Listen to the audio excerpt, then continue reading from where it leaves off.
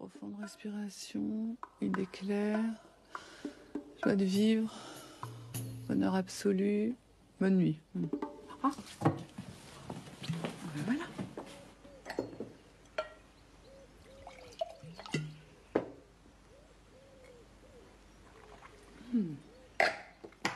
Ça fait du bien.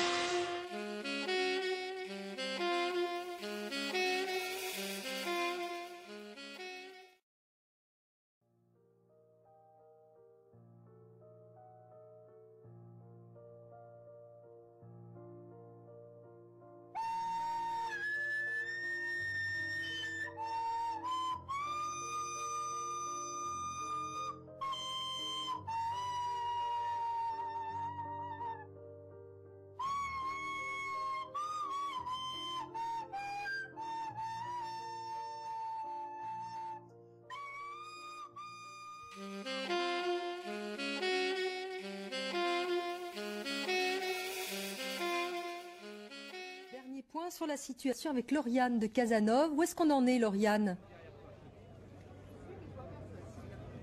Alors ici sur la rocade de Bordeaux, quelques voitures ont pu passer sur le pont d'Aquitaine, mais c'est vraiment très peu de véhicules, cela se fait au goutte à goutte. Et puis malheureusement la situation se tend, cela ne vient pas des manifestants qui sont toujours plutôt bon enfants, et des forces de l'ordre. Les policiers les ont menacés de relever leur plaque d'immatriculation pour leur mettre des amendes. Et puis derrière moi, les CRS sont arrivés avec leurs matraques et leurs boucliers. Ils se sont mis en ligne et menacent maintenant de charger les gilets jaunes. Direct. Au revoir, à ce soir. On reviendra.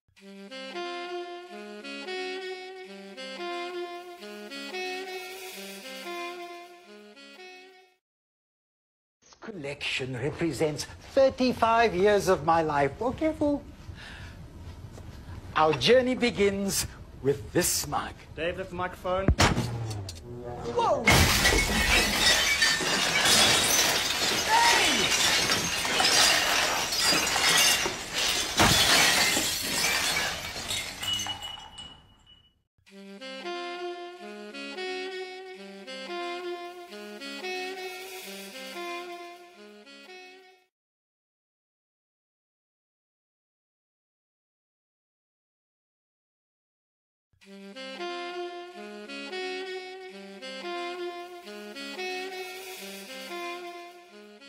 Bon les amis, l'heure est grave. J'étais parti pour faire mon 4-4-2 sur Leclerc, qui veut nous affamer. Alors moi, tout content, j'écris mon paplard et vlatipa que Macron vient dans la soirée via Le Parisien dire qu'il va emmerder les non-vaccinés. Non mais putain, je sais pas ce qu'ils ont en ce moment, mais t'as vu le tableau? Michel-Édouard Leclerc qui veut nous affamer, Macron nous emmerde, et le professeur Grimaldi qui veut nous laisser crever devant l'hôpital. Oh, vous allez vous détendre. Je veux faire un 4-4-2 peinard, et les mecs arrivent à 15. J'ai une femme et des gosses, moi. Hein. Concertez-vous, bordel. Organisez-vous sur Trello et laissez une semaine d'intervalle entre chaque connerie que vous allez dire. Vous prenez un ticket et je vous fais un 4-4-2, c'est pas difficile. J'ai un site à faire tourner et j'aimerais bien garder un petit moment pour moi afin de regarder tranquillement les routes du paradis sans qu'on vienne m'emmerder. C'est possible ?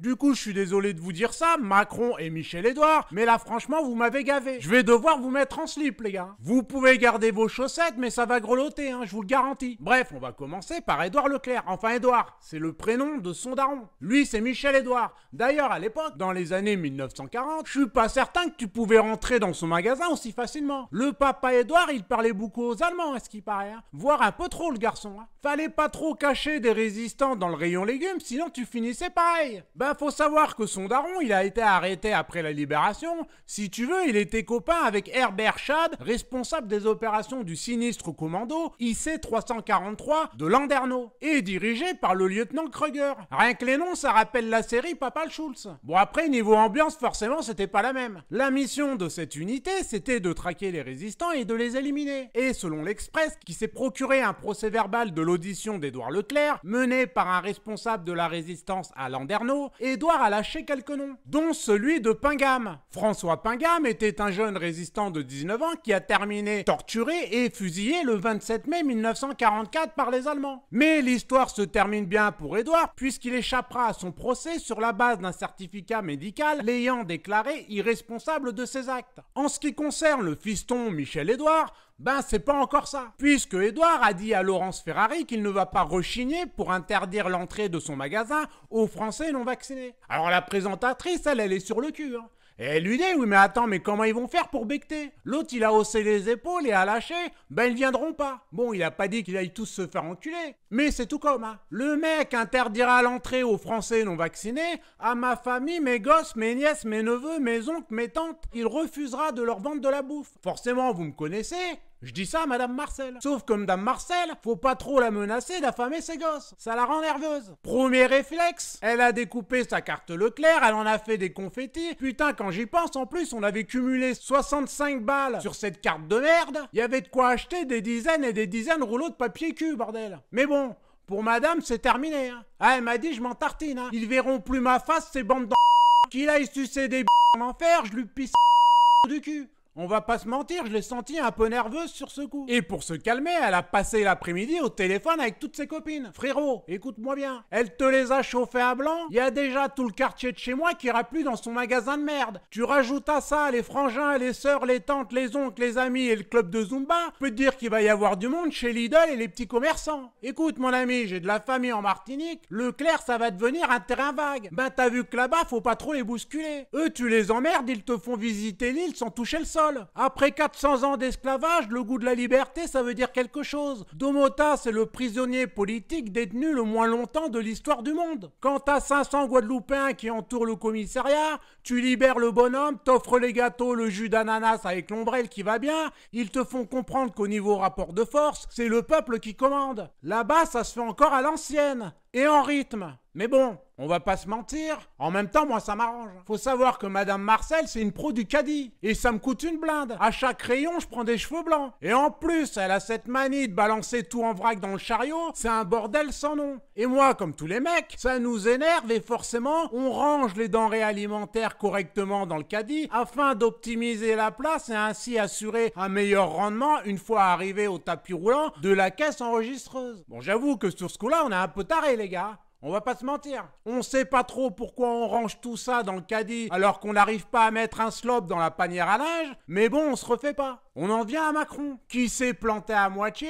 mais planté quand même. Le président s'est découvert des talents d'emmerdeur qu'il avait pourtant depuis les Gilets jaunes. Il en a éborgné plus d'un si vous vous rappelez bien. On sent qu'il veut la jouer cow-boy sous l'impulsion du cabinet de conseil McKinsey. Donc tout est calculé, mais ça n'a pas fonctionné exactement comme il voulait. On va y revenir. Bref, le loustic nous pisse cette phrase. Et bien là, les non-vaccinés, j'ai très envie de les emmerder. Donc on va continuer de le faire jusqu'au bout. C'est ça la stratégie. Et donc, il faut leur dire, à partir du 15 janvier, vous ne pourrez plus aller au resto, vous ne pourrez plus prendre un canon, vous ne pourrez plus aller boire un café, vous ne pourrez plus aller au théâtre, vous ne pourrez plus aller au cinéma. Ce que vous voyez écrit là mot pour mot, c'est calculé à la virgule près. Sauf que ça aurait dû arriver aux oreilles des Français une fois le pass vaccinal voté. Et c'est Aurore Berger qui lâche le morceau. L'autre, elle voit un micro qui passe et elle avoue tout devant les caméras de LCP, en nous disant que les propos du président dans le Parisien auraient dû sortir un autre jour, une fois le pass vaccinal voté. Donc elle explique que tout était planifié pour tromper les députés et les Français. Ensuite, Macron, du haut de sa tour, voulait cibler les millions de Français non vaccinés pour le plaisir de les emmerder, de les humilier, de les accabler et de les présenter comme coupables,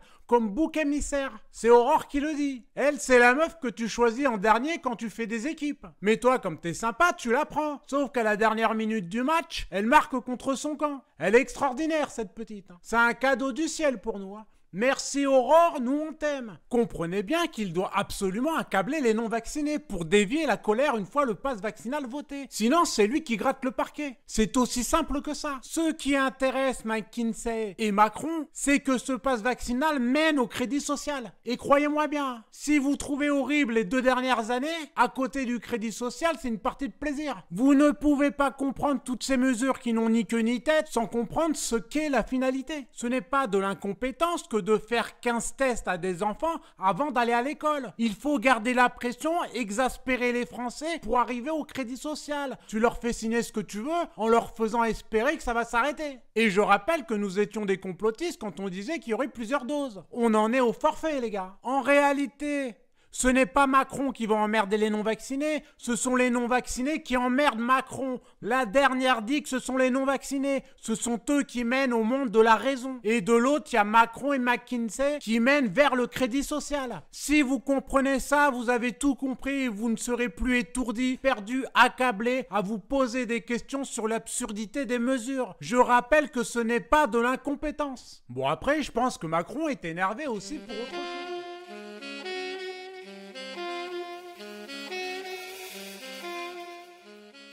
Est-ce que quelqu'un a compris quelque chose à cette affaire d'heure des cafés?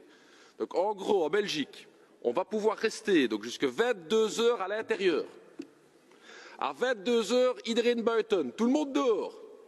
Pour aller tout simplement, où ça? En terrasse. Parce qu'en terrasse, chers collègues, en Belgique, on pourra rester jusqu'à 23h30. Donc c'est là-dessus que les ministres se battent en Belgique dans les compétences. Ça veut dire quoi? Il y a un match des Diables Rouges qui va se jouer, 21h, début du match, 21h45, c'est la mi-temps. À la mi-temps, il y a tous les supporters qui vont sortir du café à la queue leu-leu. Bah là là là là, on est en train de gagner pour trouver une place où? En terrasse. Et en terrasse, il y aura qui? Une terrasse pleine, évidemment, avec tout le monde qui est en train de regarder le match dehors. Donc on organise le bordel général. Et donc c'est là-dessus qu'on se bat avec des compétences en Belgique. C'est pas fini, c'est pas fini, c'est pas fini. Pour les matchs qu'on va pouvoir regarder à l'extérieur en Belgique, on sera donc maximum 400 pour regarder en grand écran à l'extérieur. Sauf 400 debout pour regarder le match. Sauf, chers collègues, si on peut boire des bières. Si on peut boire des bières, c'est 400 assis. Parce que c'est bien connu, l'absence de bière fait que le virus, il monte le virus, il sent qu'il n'y a pas de bière, il se dit c'est dangereux, je monte à 1,50 m. Attendez, c'est pas fini, on va se marrer dans cette... Attendez, c'est vraiment pas fini.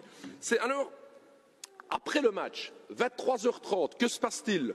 On a gagné, on peut se balader dehors pour prendre l'air. À combien, chers collègues? À 10. Sauf... Donc à 23h30, on peut être à 10 pour se promener dans les rues en Belgique, sauf qu'à minuit, on passe à 3. Je vous le jure. Donc, allez, vraiment. Donc, chers collègues, vous imaginez tout ce qu'on va devoir discuter dans cette commission en matière de compétences. Oui, et alors il y a 4 encore. Attendez, tu reviens à la maison, là, t'es 3, tu reviens à 4, parce qu'il y en a un qui est rentré par la fenêtre, hein, on arrête toujours pas.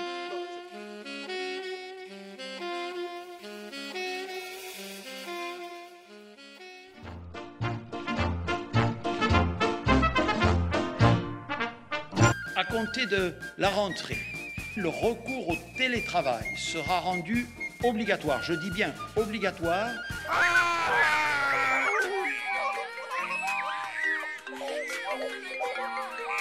Les concerts debout seront interdits.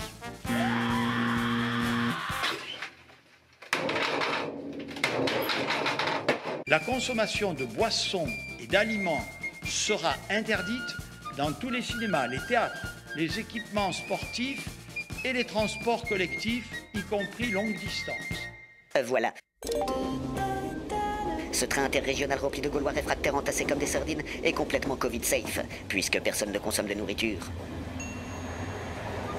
On va tenter de résumer ce matin toutes ces nouvelles mesures. L'une d'elles, bien sûr, c'est que désormais, il faut absolument être assis dans les bars et les restaurants. Voilà, c'est ça, une des nouvelles mesures qui entre en vigueur aujourd'hui. Les consommations dans les cafés et dans les restaurants devront se faire assis. Dans les bars, il faudra rester sur sa chaise également.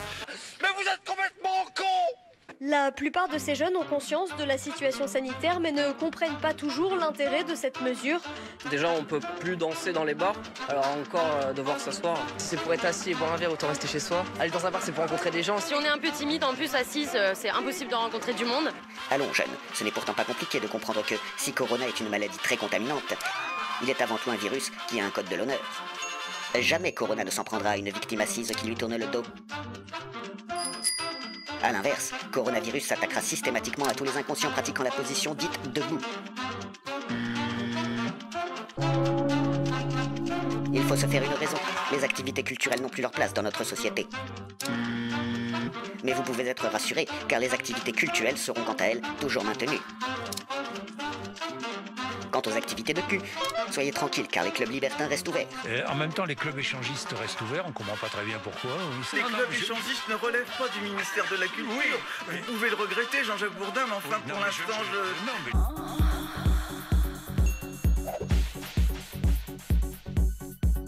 Alors, on dit merci qui?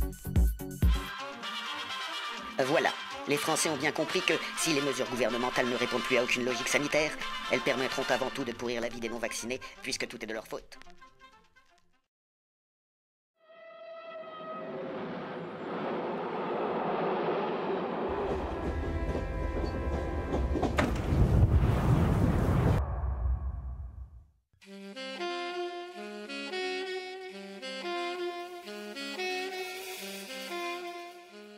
Santé les filles, qu'est-ce qu'on peut souhaiter pour 2022? De la bite. T'aimerais pas plutôt la paix dans le monde? La paix dans le monde, je laisse ça au Miss France. Moi, je veux de la bite. Mais qu'est-ce qui se De la passe? bite comme s'il en pleuvait, de la bite à gogo. Mais si t'as pas de thunes pour vivre, oui. À quoi ça sert? M'en fous de finir à la rue, je veux de la tub.